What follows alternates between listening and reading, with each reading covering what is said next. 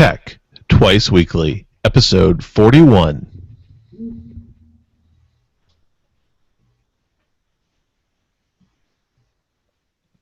Welcome to Tech Twice Weekly for January 26th, 2015. This is your source for the most important technology news stories and discussion every Monday and Thursday evening. My name is Ben White, and always, I'm joined by my good friend Eric V. How are things going tonight, man?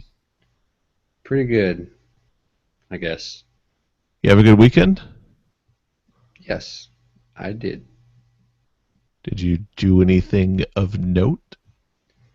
I put new fuel injectors in my Jeep, and I fixed Richard's truck. Nice. Oh, the fuel injectors you showed off on Thursday's show. Correctamundo. Everything is going swimmingly. The Jeep is running excellently. Nice. So what's next on the Jeep maintenance agenda? Rear brakes. That seems like one of the larger projects. Well, it's got brand new front brake discs and pads, so I mean it stops very well as it is, but the e-brake barely holds it still.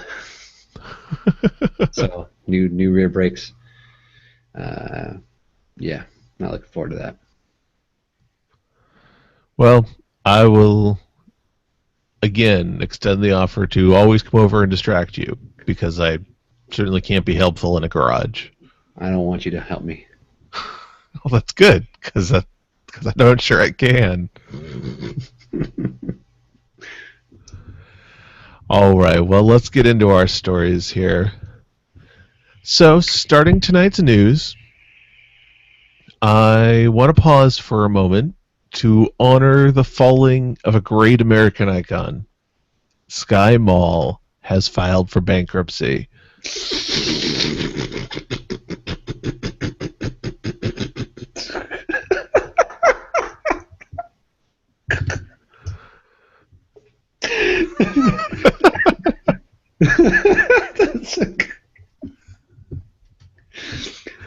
Yes. Right. That's right. The overpriced junk retailer, famous for having their catalogs stuffed into the back of airplane seats, is going bankrupt. According to Gizmodo, while it doesn't mean that the company's necessarily going away, it does mean that they've finally recognized that online retailers like Amazon are where people are looking to buy their random junk these days. If you're interested in, however, Sky Mall and all of its assets are going up for auction around March 24th. So if you're sitting around with a large amount of cash that you just cannot think of anything better to do with, this auction could be for you. You gonna buy Sky Mall? Hey man, I need some duty-free like purses or shoes or whatever, so now's the time.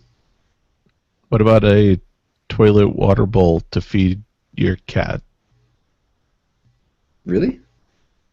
Or maybe the iGrow helmet that makes your hair grow and has speakers. Really? There's a clock that shows you the day of the week. I'm already pretty aware of the day of the week, unfortunately.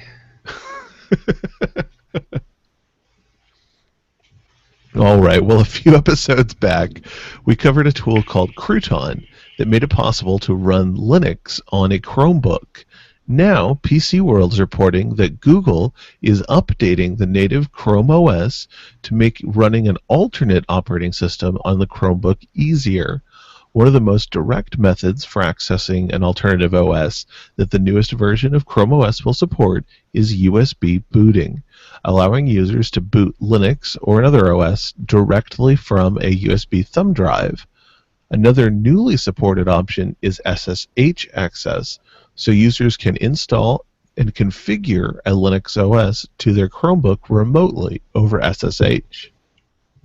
To access these features right now, before they're moved into the stable branch of Chrome OS, you can switch your Chromebook over to the dev channel, which should prompt your system to ask for permission to update.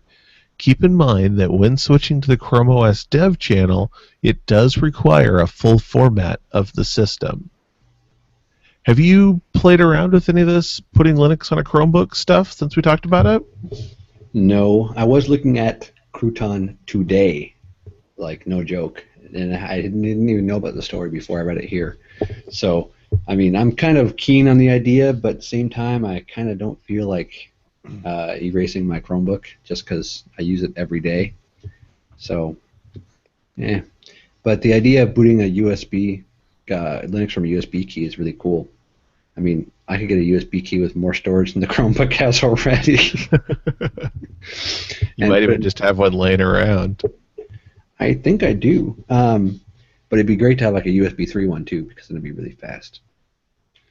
I like the idea of being able to boot up like a system that runs like just the stuff I need for certain outings. Because I've gotten to the point where I use the Chromebook to do presentations at work and stuff now too. I just love that thing. I mean, if you make your stuff in Google Slides or something that Google Docs can read, you can totally plug it into a TV or a projector with the HDMI on board and just do it. That's kind of awesome. I'm not sure I would have thought of that. Yeah, it's the greatest. Honestly, it's the greatest little work companion. I can't actually work on it, but it's great for taking the meetings, for taking notes, and for doing presentations, and just for having it work to browse Facebook and all that kind of stuff. You could work on it in some circumstances, couldn't you? I mean, I'm sure you can't get to your work PC, but you could get like remote desktop access to your home system if you wanted to open that up. That's true. Well, and if I had VPN installed on it too, I could probably work on it from remoting to my work PC as well. I don't know if it supports that though. Either way, it is a very versatile machine that while yes, it only can run Chrome has a lot of neat plugins that help you get stuff done sometimes. And if you're not working in a specific application, if you're just working on if you work on anything that Google Docs can handle, you're doing great. It also supports Microsoft RDP, VNC, and the Chrome Remote Desktop Protocol. Nice. So there are options. It's a much more utilitarian system than people would have might think to begin with, and the battery life is great, and the performance is much more than I would expect. That's awesome. I'm still on the fence of getting one, but I think more and more I'm leaning the direction of a Chromebook when I get around to replacing my laptop. Well, it might not be a whole lot of use when you're working at home, but if you happen to move to a job where you're not working at home anymore, it's a great thing to have around with you, even if you don't use it that often. Just because you could pop it open at work and then just hang out on check Facebook or check your flight times or check whatever you want to do, and it gives you that web access that a phone can't give you.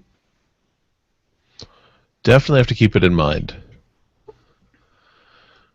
All right, well, since Apple's official announcement of the Apple Watch, there's been very little news on the subject. However, TechSpot is covering a leak from sources familiar with the matter that claim the Apple Watch will be powered by an Apple S1 chip that offers performance similar to their A5 chip currently used in the iPod Touch. They also shared that currently Apple is aiming for 2.5 hours of heavy app use or 3.5 hours of standard app use for the expected battery lifetime. But Apple's also expecting 19 hours of battery life when the watch is in standby or low power mode, allowing you to supposedly charge the device every 2 to 3 days. But I don't know, there's a lot of uproar on the internet about the idea of a watch that's geared towards app functionality, only running 2.5 to 3.5 hours of actually using those apps. Right now, though, it is rumored that about 3,000 Apple Watches are in the wild for field testing, and currently it's expected for Apple to bring the watch to market by the end of March. As we talked last week, following Microsoft's Windows 10 briefing, the new version of the Windows 10 technical preview has now been released.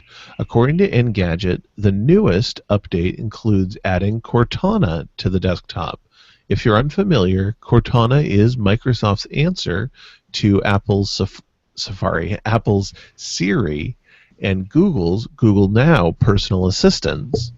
Microsoft's engineering general manager, Gabe Uhl, confirmed that Cortana is able to take notes, answer questions about weather and finance, but is still struggling a bit to set up complex reminders.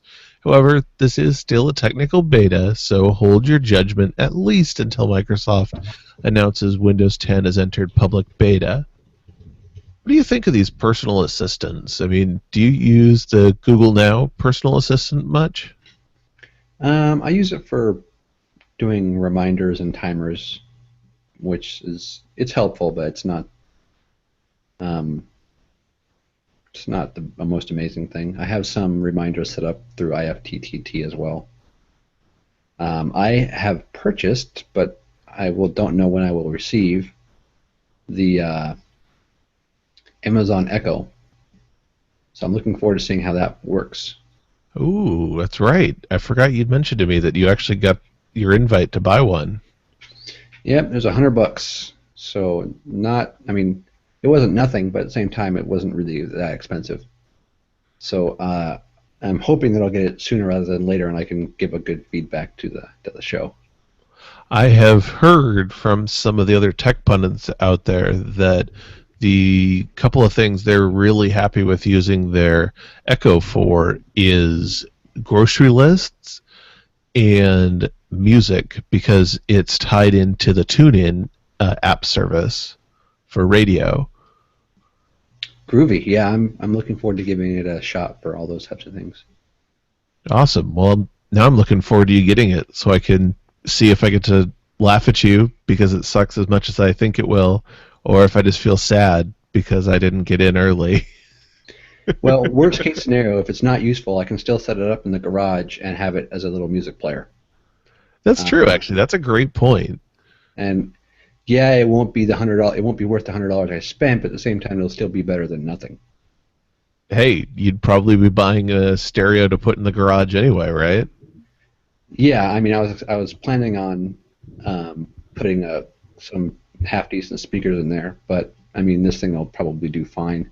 You can't hear a lot when you're working on a car, anyways. It's just nice to have pleasant background noise. Well, and two, I mean, especially the shopping list feature, if you think of a part you need while you're working on something or need to make a memo while you're in the middle of a project, you can do that. True enough. Yeah, so we'll see what it's really good for when it gets here.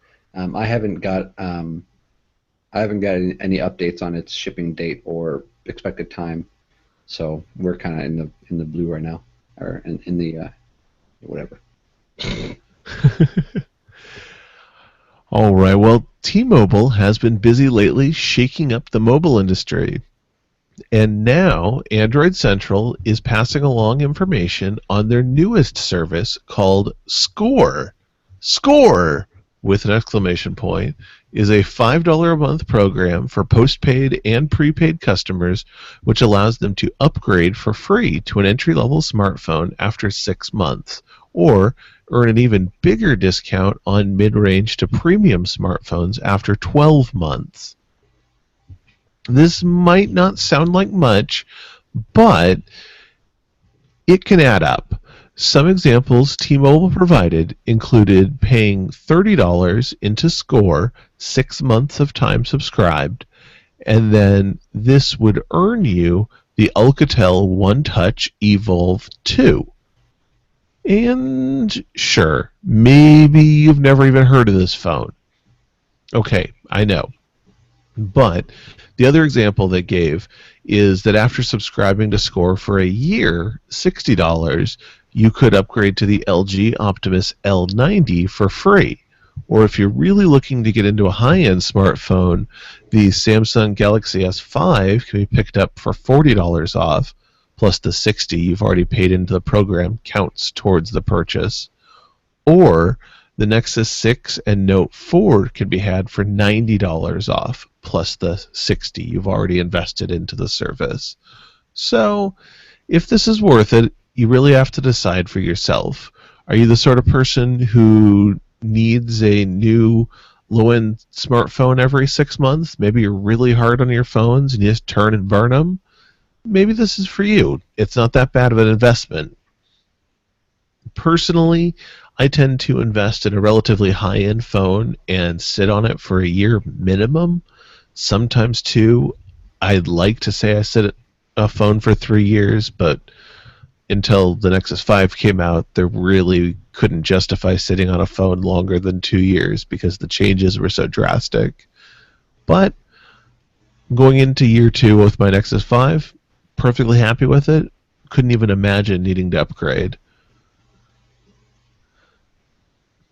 In other Chromebook news, TweakTown shares Acer's announcement of two new models which are aimed at students and those on the go. The first is the C740, which has an 11.6-inch display, and the second is the C910, which offers a 15.6-inch IPS display running at 1920 by 1080 resolution, or it can be configured with an HD display providing 1366 by 768 resolution. Both models can be powered by either the 5th generation Intel Core i3 505U processor or the next generation Intel Celeron 3205U, which is based on the Broadwell architecture. And Acer is claiming 9 hours of battery life for the C740 and 8 hours of battery life for the C910. As these are meant for students, they are also slightly ruggedized with reinforced covers designed to withstand 60 kilograms of force and corners that can sustain 45 centimeter drops without damage. As well as the hinges are reinforced metal hinges, which is getting more and more unheard of in laptops in general. Both models will be released in February.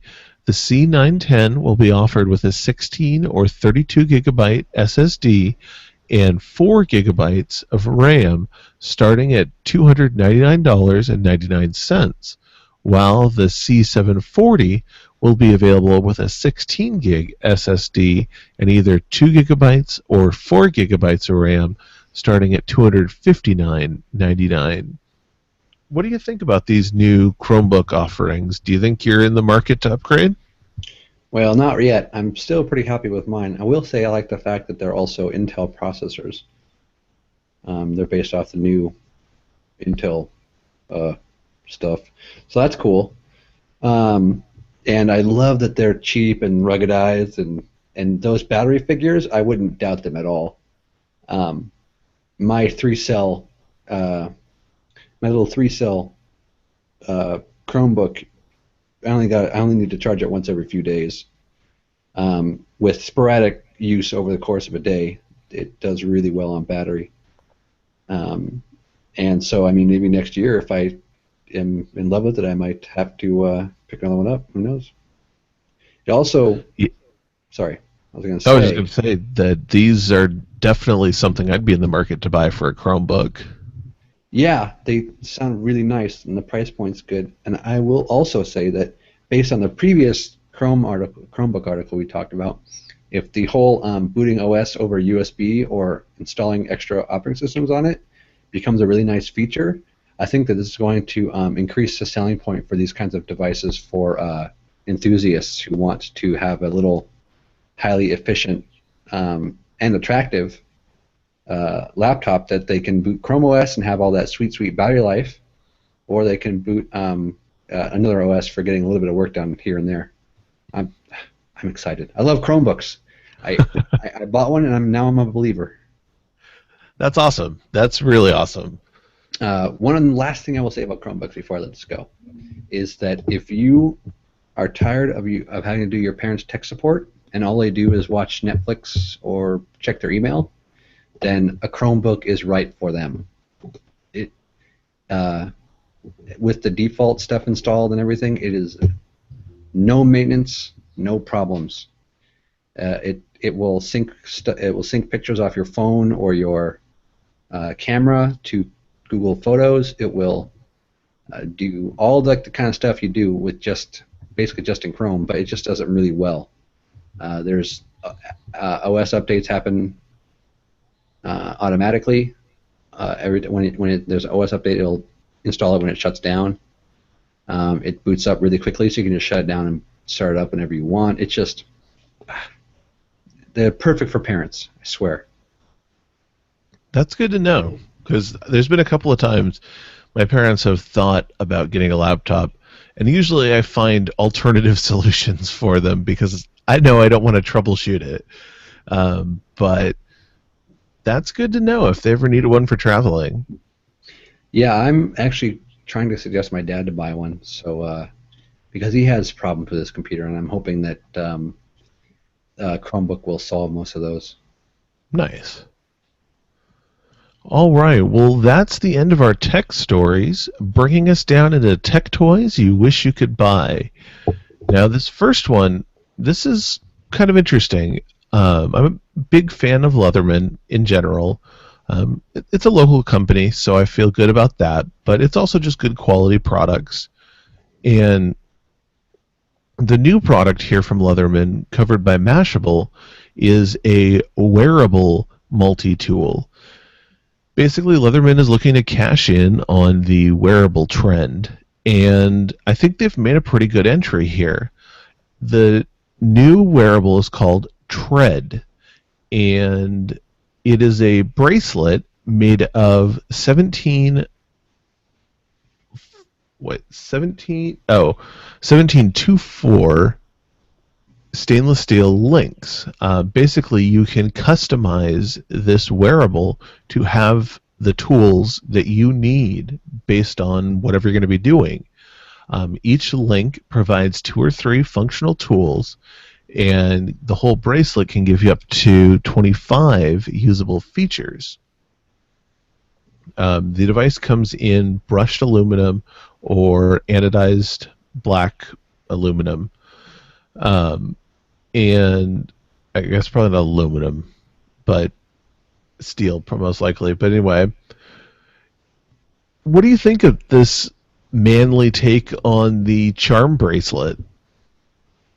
It looks to me like it has a lot of possible features, but it's like with little screwdrivers, you have to have like direct access.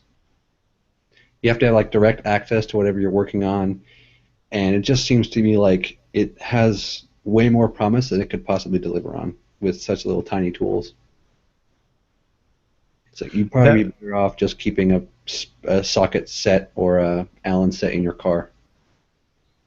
Right, that would be my biggest thing. Is some of these tools, it'd be great to have them on hand, but I'm not sure how practical it is to use them. I mean, how much torque are you really going to get on a drill bit or a, I guess not drill bit, but a Phillips head or anything like that? That's the size of your pinky nail.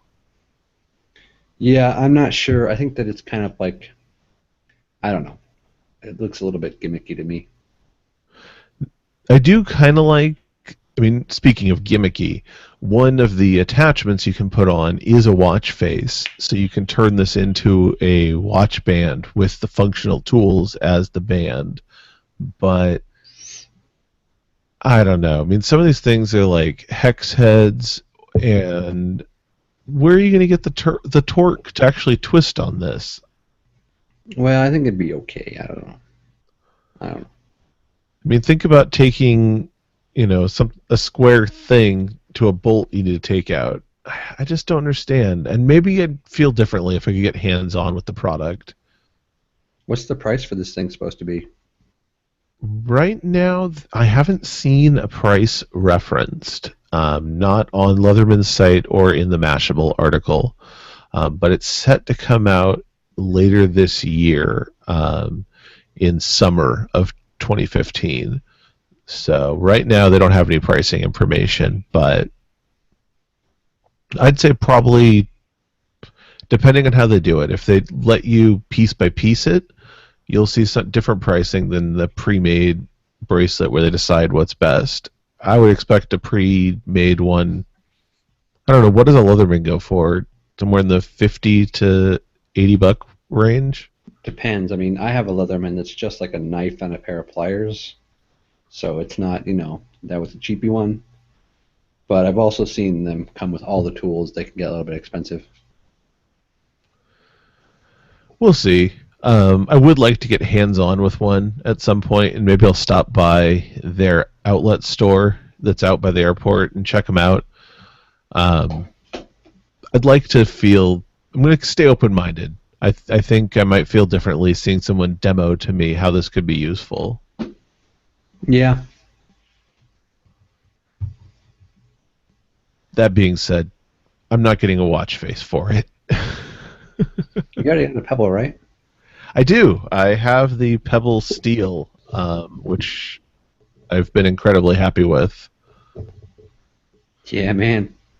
I need to get a better watch band for it. I wasn't really happy with the provided metal or the leather wristband, but I've got my eye on a nice either PVC one, or I guess not PVC, but some sort of plastic material, or possibly a cloth band. That sounds nice. Yeah, mostly I want the cloth band because it'd be a little more breathable. Well, our second product here is Battery. It is a limitless battery. Basically, it is a product that lets you take a traditional battery charger and fill the battery charger with individual batteries. So you're getting to build your battery charger out of these rechargeable batteries. So you can get 2 4-packs of AA or AAA, and this battery pack will charge the rechargeable batteries. Do you have a lot of things that you find yourself even using traditional double or AAA batteries in anymore? Yes. I have Really? lots of flashlights. I have other utilities that use batteries. I have a lot of flashlights. Mouse, keyboard, mouse at work. Yeah, flashlights are really it now that I think about it, for the most part. Interesting. That surprises me. I didn't expect you to say that. I have this cool thing too. It looks like a box, but it's actually it's a battery charger. It charges nickel metal hydride batteries, and it will charge 4 at a time. It charges by USB, but it has a full-size USB for charging anything else. So this is not only a battery pack, but it's also a charger. And I pair that with this 10-watt solar panel, so I can charge batteries. Oh, wow. This solar panel runs USB, and it will do under a lot of direct sunlight almost 2 amps. So that's pretty good. So I can charge the batteries and a cell phone at the same time. And then I can charge a cell phone off the batteries, or I can put the batteries into flashlights and then recharge the batteries that came out of them. So it's pretty useful. And I use a lot of batteries. So. Well, and how would you feel about a subscription service to exchange dead batteries for rechargeable ones? Awesome. Because that's what this service is offering, is that on their Kickstarter you can buy in for $175. You get battery by mail for 1 year with prepaid shipping. That seems like something you'd actually be interested in? Yeah. What? I want to know what the monthly price is. Like, what's it going to cost me to have batteries going in and out? Because I looked at it and it looked like you can exchange batteries as often as you want if you're using them. like Netflix DVDs. You can send them back as often as you want. Right. That's kind of the concept I've gotten out of it. And if it doesn't cost too much per year, if it costs less than buying batteries, it would totally be worth it because you could use batteries, send them back, and get more. Hopefully, you'd have enough to you'd have like let's say 2 sets, so you can be using one set while you're mailing the other one back. You can always have fresh batteries hanging around. I think that'd be incredibly useful. The only problem is that I have so many. I own like 10 flashlights, and I have them stashed all around in strategic places. But also, I lose them all the time, which is annoying because I usually buy nice flashlights. So, and I don't mean I lose them and they're gone. I mean I lose them and they're someplace in my house and I have completely forgotten where they are. And it would suck if I had batteries in there that I didn't, technically own, that I had to eventually send back or whatever to get more. So that'd be really annoying. Yeah, I could see that being a downside. Got to go spelunking for wherever you have these batteries stashed and you may or may not be using them. So. Yeah, it's an interesting concept, and I like it in theory. I'm not sure how it would work for me personally in practice, but I'm sure that it would be great for folks that use batteries in their remotes and their mouse, keyboard, flashlights, whatever. All right. Well, those are our tech toys. I'm on the fence about backing Battery. I've got it starred on Kickstarter to come back and consider it when it gets closer to the end of the campaign. But right now, they've got $670 invested. The campaign's been open for about 8 days. And they've got 10 backers, so they're still in the very early days of their campaign. They're only looking for $10,000 to get the project going. And for what it's worth, they're also trying to have people, part of their donation goes to paying for a family member at Fort Lewis to get access to the service.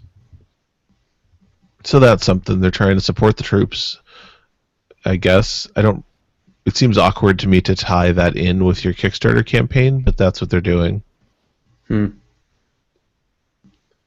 But that moves us into our discussion topics. And if you want to see more about those tech toys, we'll of course have links in the show notes at techtwiceweekly.com. So I've got 3 stories here, and I'm going to pitch them to you and let you let me know what sounds interesting. So our first story I've got here, and excuse the dog collar, the first discussion story is about net neutrality's effect on the SMS service. TechCrunch has an interesting article out about how everyone's been focused on net neutrality for the last year and all of the terrible things and precautions and concerns surrounding it. But there's a lot of other things besides just the internet that can be affected by net neutrality, and SMS is definitely one of them. Now, the next story we got here is from GSM Arena, and it is on Cyanogen, the company behind CyanogenMod, and that originally was partnered with the OnePlus Foundation, looking to break away from their dependence on Google, getting more independent in their development of a phone OS. And our third story from Ars Technica is about a little bit psychological, about how people can be induced to remember crimes they've never committed.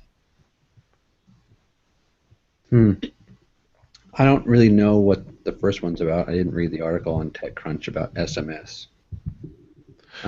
Basically, that story is just going into the fact that right now SMS is treated neutrally out of old hat.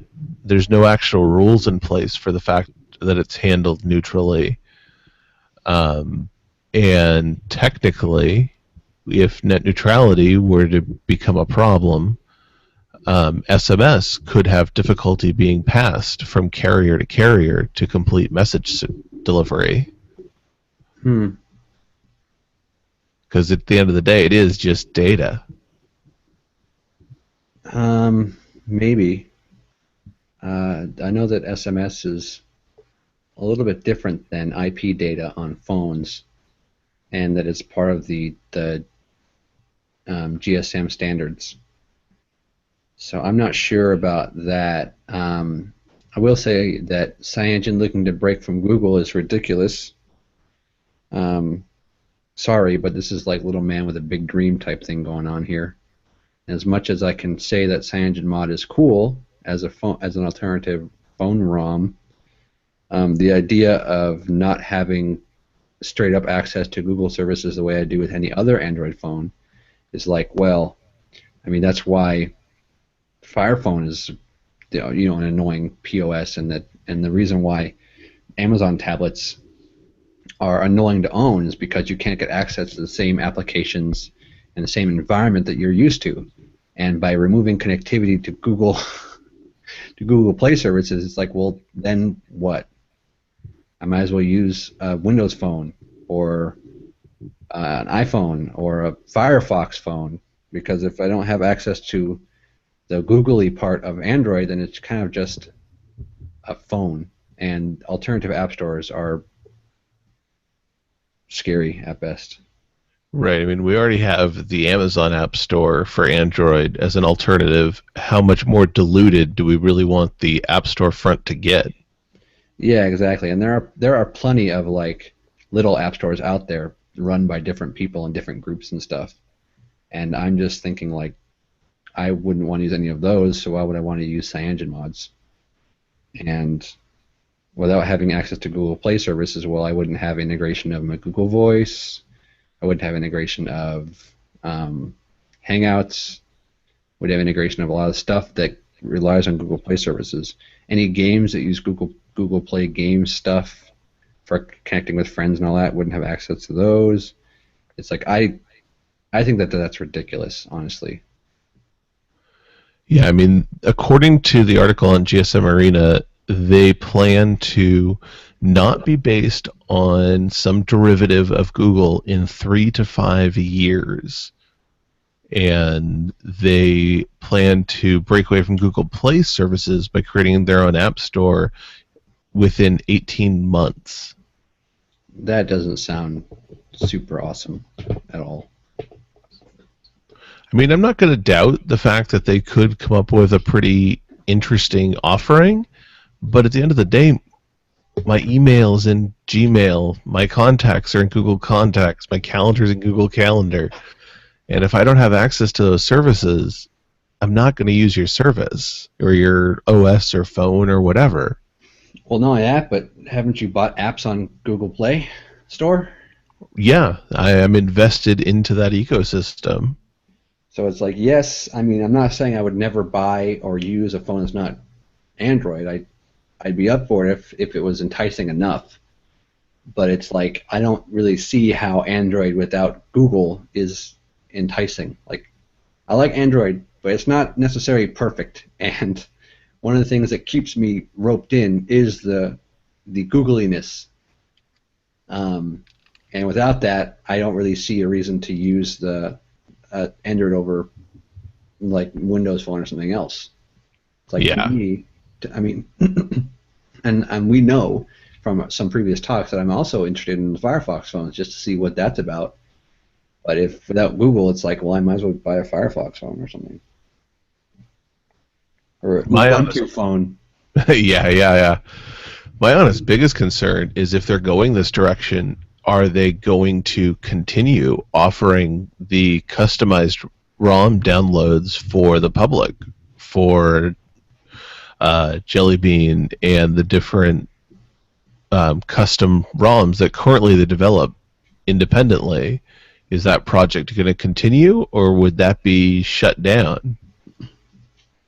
It's a good question. I do know that they have offered in the past, I don't know if they still do it that way, but and for a lot of their ROMs, the Google Play services are a separate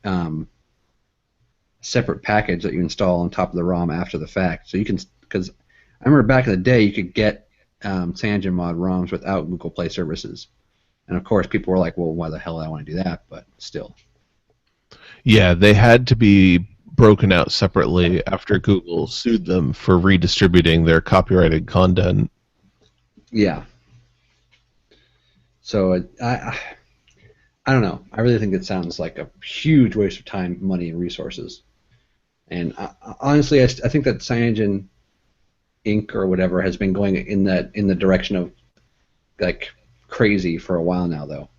Just been how they've kind of taken themselves way too seriously, and they're trying to, I don't know, man. It just seems to me like they're starting to go off the deep end. Yeah. I hope they don't self-implode, because I've been really happy with CyanogenMod as a optional version of the Google OS on Android phones. But if they go so far off the deep end, it will splinter their project, and the independent developers who are helping them now will fork the project into their own. And so I don't think it will die in any aspect, but it will definitely change. Yeah, and all that does is set it back, because then they got to have a new project manager, and they got to bring all this stuff together, and they got to completely reproduce what they're getting when they currently contribute to CyanogenMod themselves.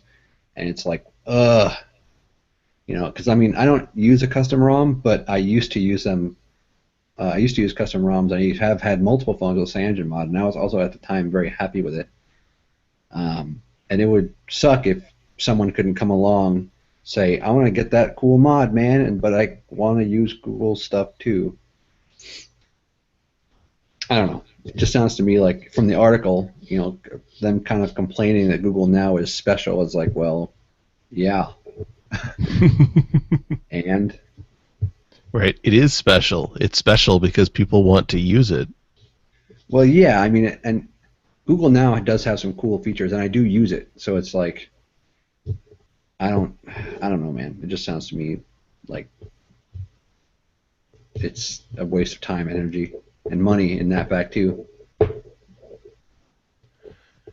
Yeah, we'll see where this goes. I mean, right now it sounds like somebody talking really big.